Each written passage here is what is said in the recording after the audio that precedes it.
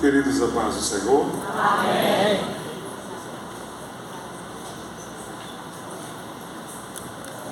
Eu quero louvar a Deus por essa oportunidade de voltar a esta casa de oração.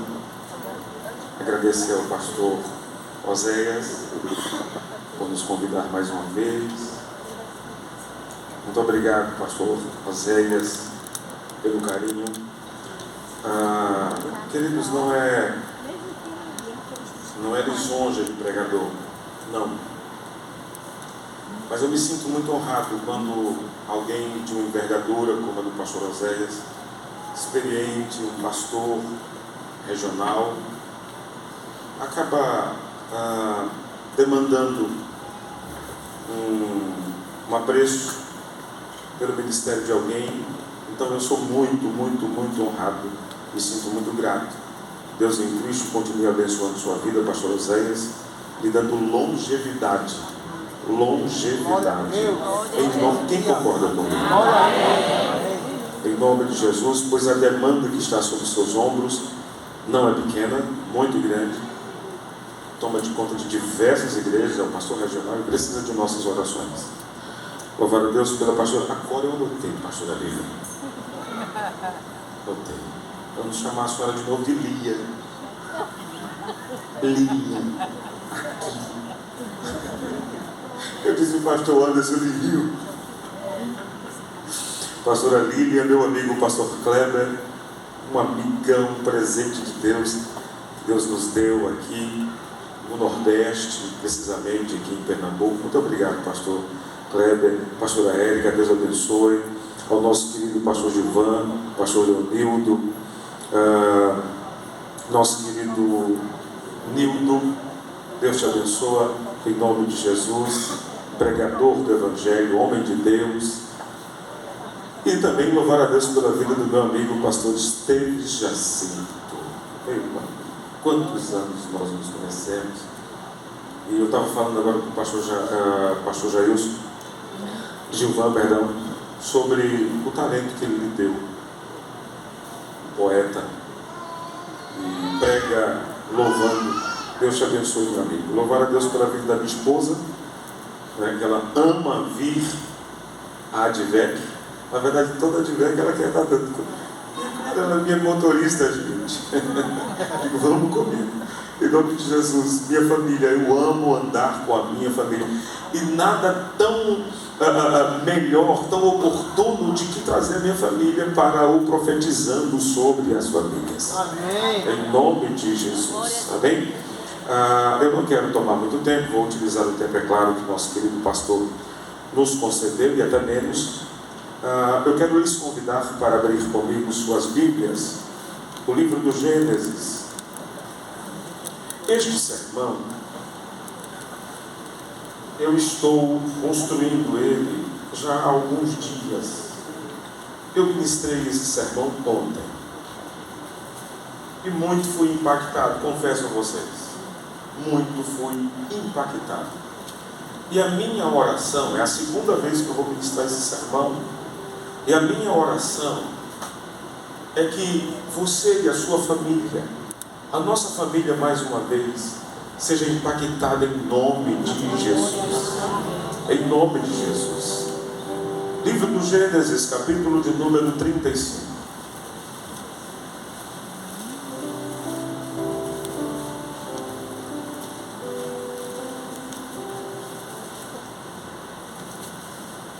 Versículo 1 diz assim: Disse Deus a Jacó: levante-se, vá para Betel e habite lá. Faça ali um altar ao Deus que lhe apareceu quando você fugia do seu irmão Esaú. Então Jacó disse à sua família e a todos os que estavam com ele: joguem fora os deuses estranhos que há no meio de vocês. Purifiquem-se e troquem de roupa. Vamos nos preparar e ir a Betel. Farei ali um altar ao Deus que me respondeu no dia de minha angústia e me acompanhou no caminho por onde andei. Então deram a Jacó todos os deuses estranhos que tinham em mãos e as argolas que lhes pendiam das orelhas. E Jacó os escondeu debaixo do carvalho que está junto a Siquém. Quando eles partiram, o terror de Deus invadiu as cidades vizinhas, e não perseguiram os filhos de Jacó. Assim Jacó chegou à Luz, chamada Betel, que fica na terra de Canaã, ele e todo o povo que estava com ele. Senhor, permaneça falando conosco, como quando durante toda a liturgia deste culto, que saiamos daqui orientados por Tua Palavra, acrescidos na fé e fortalecidos na esperança. Em nome de Jesus. Em nome de Jesus. É bem verdade que a história de Jacó, ela não é um padrão para a família, aspas, socialmente perfeita. Não. Não existe essa família na verdade. Jacó não é. A história de Jacó, ela é cheia de sinuosidades, de altos e baixos. Desde sua concepção uterina, até que finalmente foi concebido. E quando sua mãe lhe dera a luz, no ventre daquela mulher já havia um conflito. A Bíblia diz que Jacó, ele então desenvolve-se, engana o seu pai, conquista por engano a primogenitura que era por legalidade cultural e cultual de seu irmão Esaú, sendo ele o primogênito. Ele consegue então essa primogenitura, carrega consigo a bênção da duplicidade sobre sua vida, embora ele saiba que as marcas, as cicatrizes, enfim, os estigmas também o acompanharam em virtude de sua ação perspicaz, sutil, mas não apenas isso. Ele também carrega consigo a consciência de que seu irmão o busca sangue sedento na tentativa de se vingar, de matar. Ele quer tirar a vida de Jacó, seu irmão, em virtude do engano, em virtude da trapaça. Jacó foge de seu irmão. Jacó chega por orientação de sua mãe na casa de seu tio Labão. E lá ele sente o gosto amargo do engano. Trabalha durante anos por uma mulher que se apaixonou. Foi enganado. Seu tio o enganou. Mais tarde, o próprio Jacó, mesmo tendo sido enganado, ele sai das terras de seu sogro e tio, mas agora ele é perseguido pelo seu tio.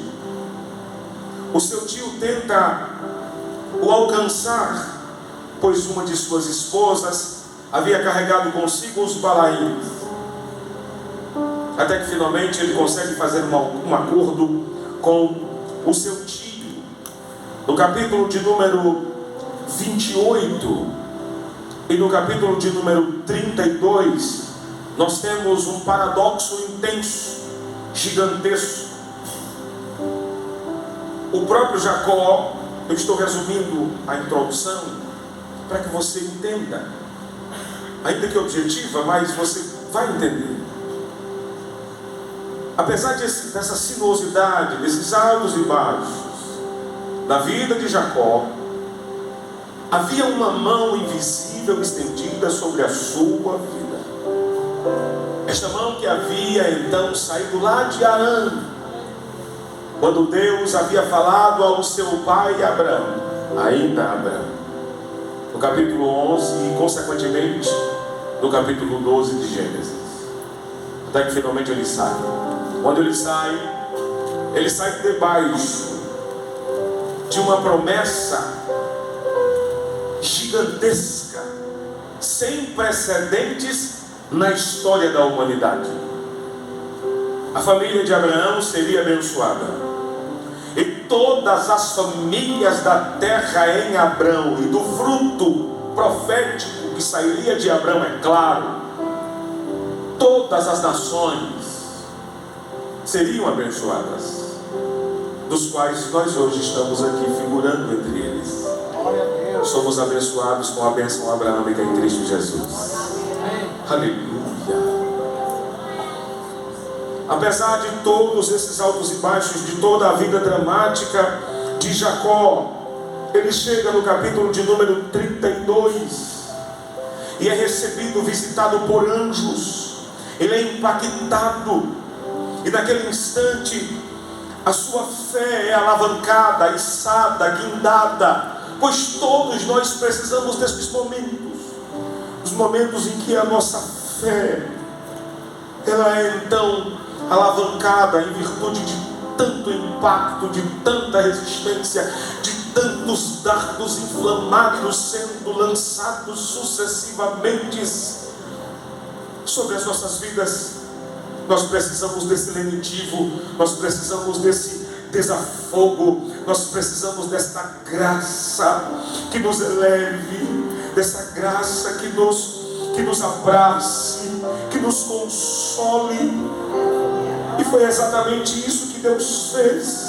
Aparece teofonicamente e ele põe o nome daquele lugar de Manaim, pois Deus havia aparecido para ele a partir dos anjos.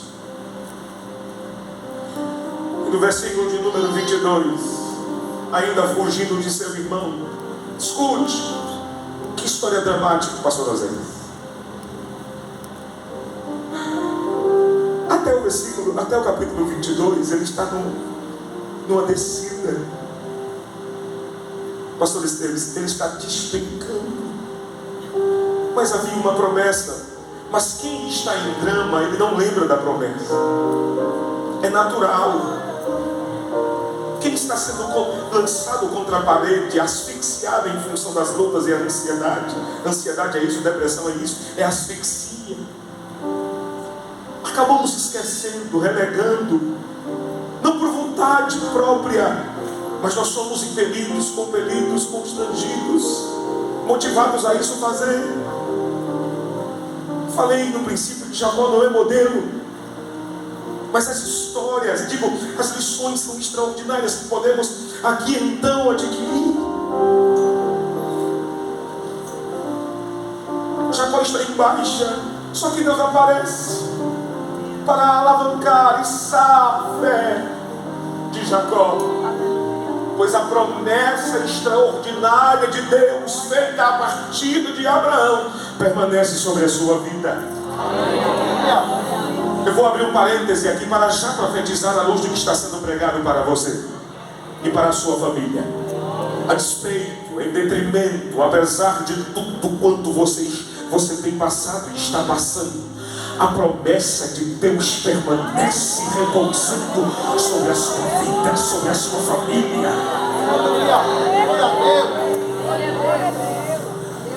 E Deus é tão gracioso, tão generoso, que Ele nos dá estes momentos de lenitivo, esses momentos que alavancam a nossa fé. O anjo aparece para ele, e logo em seguida, no versículo de número 22, do capítulo 22, ele sabe que está vindo, irá do seu irmão para o matar. Ele está rico, bem de vida, extremamente bem sucedido, mas ele sabe que toda essa perseguição é sua culpa. Seus filhos, suas esposas, não tem nada a ver com isso. Ele dá ordem para que passe 1, 2, a fazenda, sua família, até que finalmente ele fica só naquele val. E quando ele fica só, uma outra teofania. Gente, por favor, eu não estou nem dando pontos estabelecidos específicos, mas nós estamos sendo constrangidos a fazer pausas. Veja que coisa linda. Veja o homem que foi trapaceiro, veja o homem que foi enganador, aspas. Mas Mas havia sobre ele uma promessa. E que promessa? Não que Deus seja complacente, não que Deus seja, enfim, coadune com o pecado, com a maldade de absolutamente ninguém. Não é isso. Eu quero chamar a atenção para o Deus que conhece o interior daquele a quem Ele chamou, daquele a quem Ele vocacionou. Ele não vocacionou supercrentes, Ele vocacionou homens caídos, absolvidos, justificados. Aleluia! Ele não chamou supercrentes. As famílias não foram constituídas debaixo de viés humanos e com, bases meramente humanas. Não! A base da família que não se desintegra, e ninguém vai conseguir desintegrar, ninguém vai conseguir, destruir a base da família. Ninguém, nem Marx, nem Hegel, nem Gramsci, qualquer filósofo vai conseguir destruir as bases da família. Por quê, pastor? Glória a Deus. A base da família é Cristo. Repita, pastor. Como assim, se a família... Cristo é desde a eternidade. Nada do que foi feito sem mim se fez. Glória! Cristo é a base da sua casa. Cristo é a base da sua família. Cristo é a base da sua vida. Cristo é a base da sua história. Não é você, é sua força, sua expertise, sua família tradicional. Não é de onde você veio, é de onde você foi transformado. De quem você nasceu?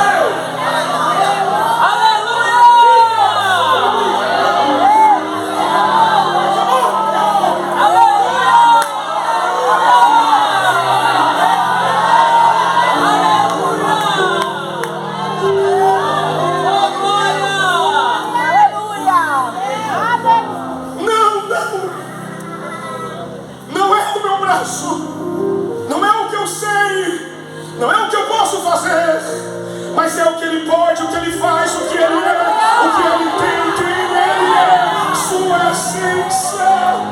Como disse Paulo na doxologia paulina, Romanos 11:36, porque dele, por Ele e para Ele são todas as coisas. Glória a Ele.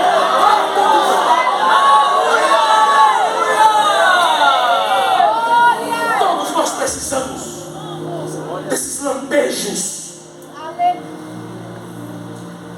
na escuridão das dificuldades, na negrura de nossas crises. Precisamos desses fachos de luz gracioso de Deus. Veio um anjo, o próprio Deus em teofania. Resumindo, Jacó até que segurou. E segurou, e segurou. Você sabe o que deu força a Jacó? O que, pastor Silvério? Isso aqui não é invencionismo. Isso aqui é um contexto. O que deu força a Jacó, pastor? Foi o desejo de uma esperança de mudança. Ele está fugindo, ele sabe da história pregressa. Ele está cansado. Ele sabe que está dentro dele não é um homem qualquer. Até que finalmente ele sustenta. Não é um homem qualquer, aquele homem é muito, tem muita força. Esse homem não é um homem qualquer. Ainda não sabia que era o próprio Deus. E ele sustenta, segura. Até que finalmente o anjo toca na juntura, mais ou menos aqui. E quando toca, escute isso aqui, pastor. Enquanto Abraão, cheio de desejo, força e disposição para segurar, se sustentava na base de sua força, o anjo toca, apenas toca. Eu não vou lhe matar, eu vou lhe tocar. Pum! Quando toca, aquele que sustentava sustentava agora é sustentado. Ele se sustenta no anjo. Acabou as forças. O que o senhor quer dizer com isso, pastor Silvestre? Deus está mostrando para ele: tudo que você tem passado é inerente à sua natureza. Eu vou tocar na sua força. E toca, quando toca, ele se desmonta. E agora? Um acréscimo, uma conjectura. E agora, Jacó? Não se preocupa, Jacó. A partir de agora, daqui para trás, a tua história é uma história dramática. Vão vir outros dramas agora, mas você vai estar preparado. Você vai estar arrojado. Outros dramas virão, mas não mais agora. Você está fugindo, desesperado, com medo de perder a sua vida e a sua família. Ei, que coisa linda! Ele deixou todo mundo passar porque ele sabia que ninguém tinha problema, ninguém tinha culpa. A culpa era dele, pastor. Foi eu quem defraudei, foi eu quem enganei. Até que ele tem esse encontro, que ele coloca o nome daquele lugar de Peniel. Ele sai dali, recebe o nome de Israel. Ali nasce o povo. O Otmani vai fazer a história tão linda. O Deus de Abraão, Isaac e Jacó. Compre esse livro, eu acredito que não vende mais, mas procure um sebo na internet. O Deus de Abraão, Isaac e Jacó de Otmani. Quando ele sai como Israel. Escute. E quando ele sai, lá vem seu irmão. Seu irmão está procurando Jacó. Eu vou matar Jacó. Cadê Jacó? E quando ele olha para aquele... Aleluia! Aleluia! O ódio já não está mais no seu coração. Porque ele não encontra Jacó. Ele encontra alguém transformado. Ele encontra Israel. Ao invés de morte, ele beija, abraça, chora, perdoa. Haverá perdão para a sua casa. Haverá transformação para a sua família. Você não vai desistir. Você não vai parar. Lute até suas forças se esvaírem. Lute até você sucumbir. Porque ele vai chegar, vai tocar em você, vai te levantar.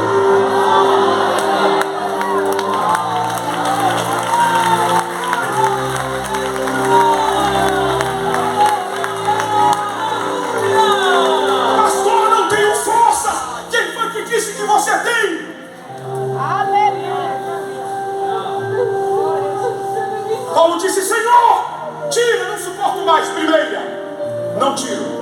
Senhor, tire, por favor, não tiro. Terceira vez, Senhor, tira de mim esse espinho. Paulo, a minha graça te basta. Isto é, você percebe? Você pensa que eu não sei do que você está passando? Você acha que eu não sei do que você está passando?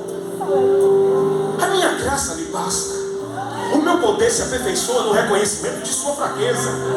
Quanto mais você reconhece que é fraco, aí está forte, Paulo. Pois o meu poder vai se aperfeiçoando na sua dependência de mim.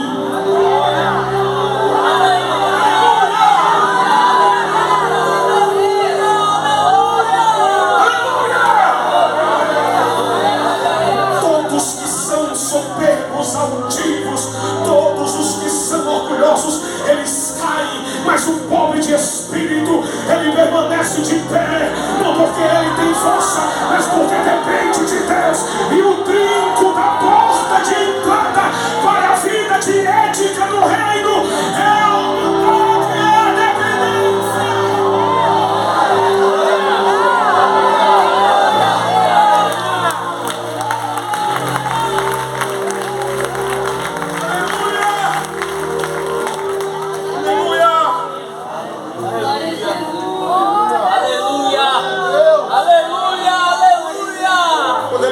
Capítulo de número 34, uma de suas filhas, por nome de Diná, ela é violentada por Siquém, o príncipe, filho de Amor. Ele enamora aquela jovem linda, mas por um desejo imprudente daquela jovem, fez o que a sinuosidade. Gente, Isso aqui é depois de Peniel, é depois de Manaim. Algumas pessoas, pastor Azéias, pensam que chegam na igreja e vão parar de sofrer. Acabou meus problemas. Não. Aqui eu vou ter alegria perene, é fato. Mas o sofrimento como o mundo já não mais. O sofrimento que eu tenho aqui é um sofrimento que eu suporto em Cristo. Pois a alegria, ela é extremamente evidenciada todos os dias. Ninguém consegue abater a alegria que me dera aqui dentro. Por quê, pastor? Porque a alegria que eu tenho aqui dentro, ela não é barganhável. Ela não depende de circunstância. Ela é ultra circunstancial. Como disse Paulo, como disse John Piper escrevendo sobre Paulo, a nossa alegria, ela tem nome. O nome dela é Jesus de Nazaré. A nossa alegria, ela é ultra circunstancial. Ela não depende das circunstâncias. Não é a bebida, não são as drogas ou coisa do tipo, não é a permissividade, a promiscuidade, não. Quando eu chego na casa do Senhor, apesar do sistema, apesar do sofrimento, eu tenho alegria, eu tenho esperança. Vamos subir, Betão!